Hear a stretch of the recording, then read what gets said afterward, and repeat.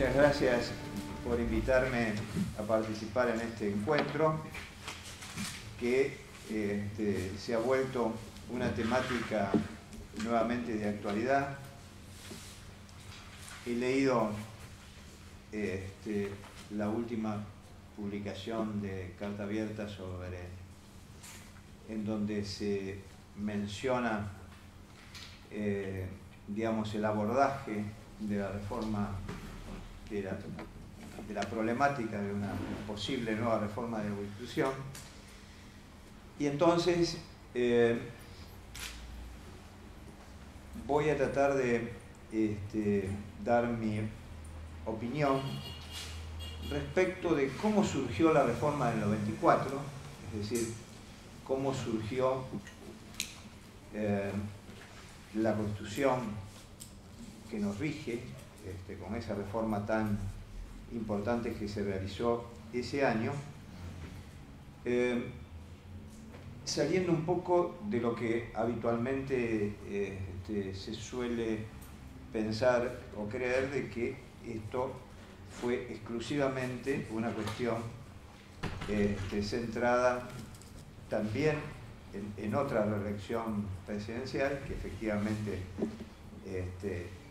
tuvo ese origen, pero que respondía a un proceso histórico que se venía gestando desde hacía mucho tiempo y al cual voy a hacer referencia rápida referencia en esta exposición. Una de las preguntas que me hice para el enfoque de la exposición es si los convencionales constituyentes en 1994 tenían una filosofía común a la mayoría de ellos que de alguna manera impregnara los contenidos de esa reforma. Para responderme a esa pregunta, tuve en cuenta que el texto de la reforma, que si bien digamos, provino de una serie de discusiones parciales y votaciones parciales, pero el texto final fue votado por la unanimidad de los convencionales constituyentes presentes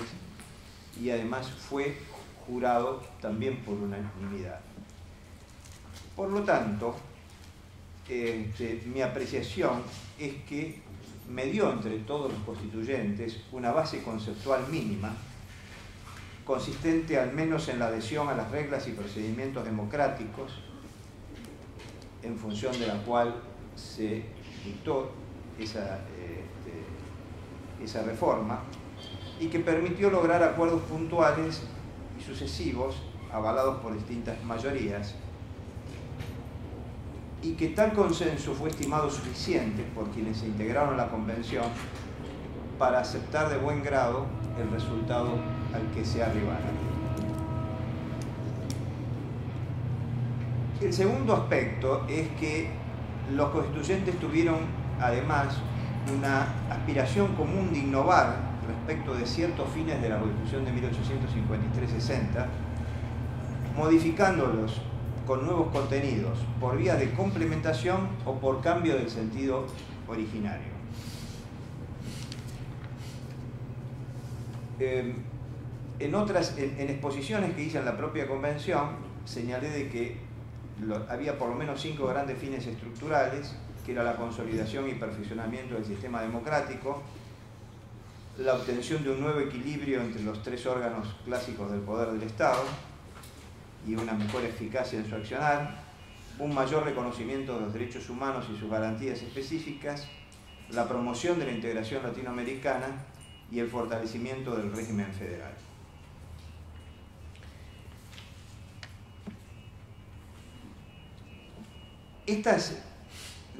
Lo que me interesa ahora señalar es cómo estos fines fueron básicamente, estos fines estructurales, que han ido mucho más allá de las circunstancias coyunturales de una reelección. Es en qué medida reflejaban un proceso histórico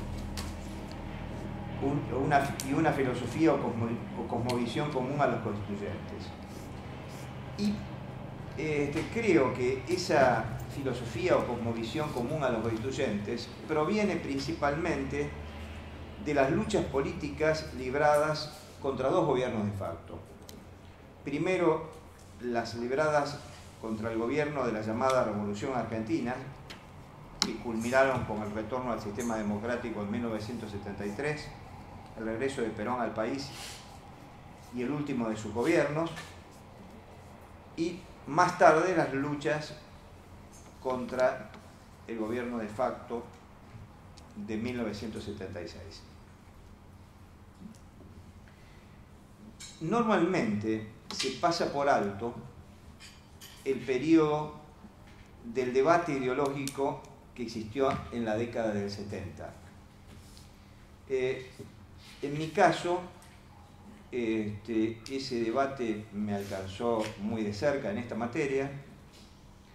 Publiqué mis primeros artículos sobre la necesidad de una reforma de la Constitución a partir de fines de 1974 y comienzos de 1975 en el diario El Cronista, en ese momento dirigido por Perrota, que luego, como ustedes saben, fue uno de los periodistas que fue muerto trágicamente por la represión del proceso.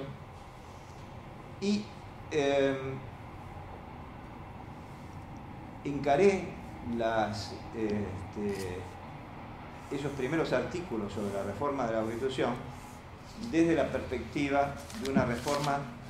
que tenía en cuenta lo que podríamos llamar la liberación nacional y las diferentes formas de alcanzarla. Sin embargo, acá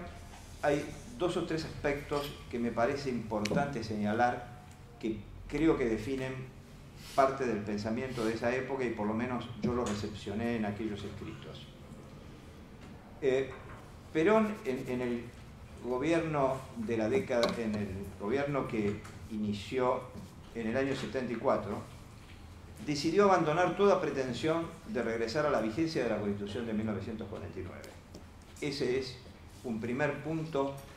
central sobre esta cuestión. Y no tanto como una concesión al amplio espectro opositor que restaba validez a esa Constitución, sino porque se basó en sus ideas acerca de la inserción del país en el creciente proceso del universalismo, que en aquella época el proceso del universalismo era lo que podríamos llamar el antecedente de la globalización. Y en un discurso que pronunciara el 1 de mayo de 1974, dijo concretamente: se percibe ya con firmeza que la sociedad mundial se orienta hacia un universalismo que a pocas décadas del presente nos puede conducir a formas integradas tanto en el orden económico como en el político.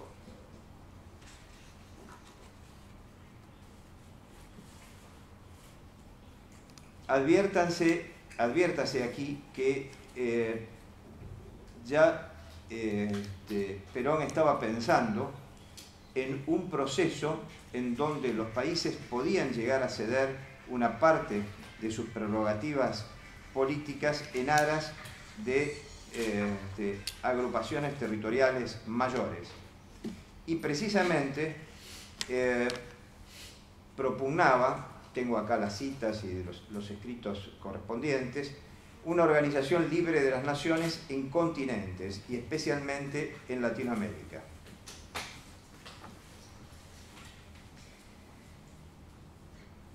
Y además, y esto también es una cuestión trascendente para la cuestión de la metodología constitucional en el proceso de reforma, es decir, cómo se aborda un proceso de reforma constitucional, es que para él debía concretarse por la vía pacífica del consenso político. Es decir, debía gestarse en función de acuerdos políticos, concretamente con el radicalismo, y así se planteó en una reunión con Balbín en diciembre de 1973, y además en esa reunión también se aceptó revisar el sistema presidencialista argentino para ir a un sistema mixto basado en la Constitución francesa de 1958. De modo que no solamente había una perspectiva universalista en esta concepción, sino también había una perspectiva de acuerdos políticos y sociales como base de cualquier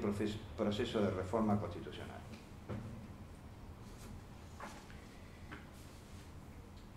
Concluido el periodo presidencial de Perón, estos primeros esbozos de proceso de reforma constitucional fueron interrumpidos en el gobierno de Isabel Perón y luego, obviamente, quedó todo reprimido por el proceso militar del año 76. Recién, luego del retorno de nuevo a la democracia en 1983, en el proceso de reorganización y consolidación de la democracia, Alfonsín, como ustedes saben, inspiran un nuevo proceso reformista en el año 1985 que tiene la gran virtud de unir la temática de la consolidación de la democracia con la defensa de los derechos humanos. Y estos dos aspectos, la defensa de la consolidación de la democracia y la defensa de los derechos humanos, se transformen en dos de las principales fuentes ideológicas de la reforma de 1994, que al constitucionalizar las principales declaraciones de derechos y tratados existentes en esta materia, de alguna manera enriquecieron todo el antiguo texto de derechos que existía en la convención, que existía en la Constitución de 1853-60. Quiero señalar este aspecto porque uno de los contenidos de esta nota de carta abierta de alguna manera plantea una especie de retorno hacia digamos, la concepción del Estado Nacional, precisamente porque hay un mundo en crisis, y por lo tanto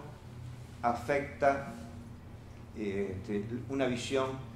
de inserción de la Argentina en el mundo y especialmente en el subcontinente latinoamericano, que son esenciales en la reforma de 1994.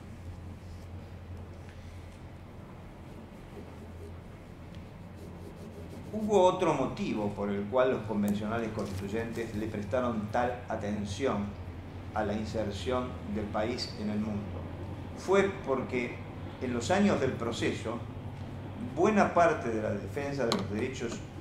humanos vino desde afuera hacia adentro, es decir, vino desde el exterior hacia el interior del país, de modo tal que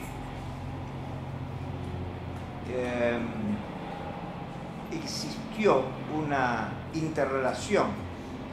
entre el pensamiento nacional y las tendencias universales en protección de los derechos humanos que coincidían en la oposición a la ideología, a la práctica de un proceso político que se daba en nuestro medio, de especiales características de crueldad inéditas respecto a todos los golpes de facto anteriores, pero que sin embargo permitía de alguna manera que existiesen esperanzas de salir de ese proceso que, como todos sabemos, culminó con las guerras, en la Guerra de las Malvinas. Entonces, a partir de este enfoque, quiero señalar, y porque me quedan ya unos minutos, unos 5 minutos finales, si no me equivoco. 5 minutos. Exactamente. Entonces, quiero redondear el pensamiento en este sentido. Si uno hace una especie de valoración crítica de la reforma del 94 a este momento, y estamos a 2 años en realidad de que se cumplan 20 años de su sanción, es decir, estamos ya con 18 años cumplidos de la reforma del 94, es que hubo instituciones que se reformaron que han tenido éxito, mucho éxito, principalmente en el campo de los derechos humanos individuales y sociales. Se incorporó una vasta categoría de derechos, de medidas de protección previstas en la propia Constitución, y el aliento a las organizaciones sociales que defienden estos derechos como una de las categorías principales de la reforma, que han enriquecido enormemente el campo de los derechos que habían sido reconocidos en nuestra Constitución clásica, que ninguno de los cuales ha sido desconocido, sino enriquecido por estas nuevas categorías que existieron en el siglo XX y que dieron origen a la multiplicidad de pactos, 10 de los cuales se constitucionalizaron en la reforma del 94. También hubo éxito en muchas de las instituciones que llevaron a la consolidación de la democracia. Yo tengo enumeradas reforma por reforma, cuáles considero que han tenido éxito y cuáles han tenido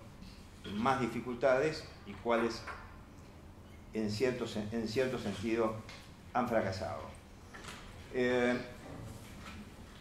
Para hacer un redondeo final, quiero señalar que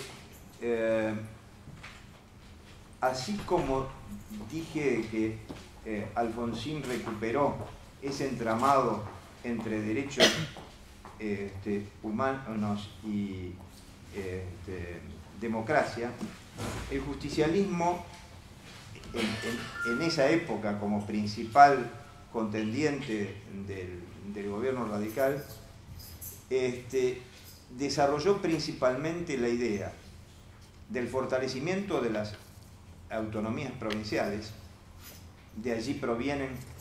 todas las garantías que están incluidas en lo tributario, en el régimen de coparticipación,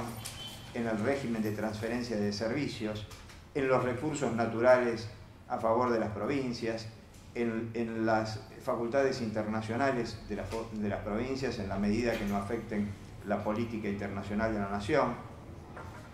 y la idea de las regiones económicas y sociales, idea de las regiones que a su vez estaban pensadas en función de un accionar sobre los países limítrofes, de acuerdo al lugar donde estaban ubicadas cada una de las regiones y en virtud de un proceso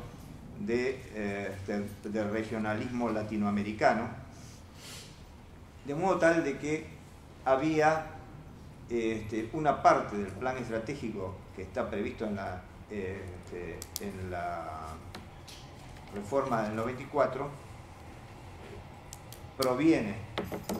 de esta historia que he señalado, de estos antecedentes indirectos, de otros más directos fundamentalmente por los aportes del radicalismo y del Alfonsín, y los aportes que a su vez hizo el justicialismo desde estas perspectivas básicamente federales y recuperando lo que podríamos llamar aspectos centrales de un federalismo económico, porque la Constitución de 1853 fue federal en lo político y más bien unitaria en lo económico, mientras que la reforma del 94 justamente intentó revertir ese proceso para transformar el federalismo no solamente en un proceso político, sino también en un proceso económico y social. Tengo unas cuantas cosas más para decir, pero se ha acabado el tiempo, así que después,